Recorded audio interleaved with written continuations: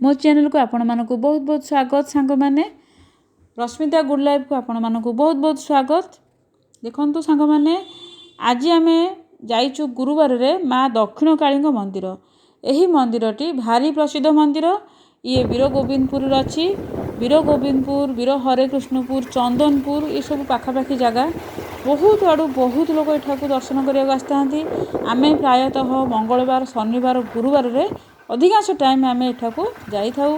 आपण माने भी एठाकू आसंतु, माँकर कृपा लाभ करिकी आपणकर मनस्कामना पूरण करंतु।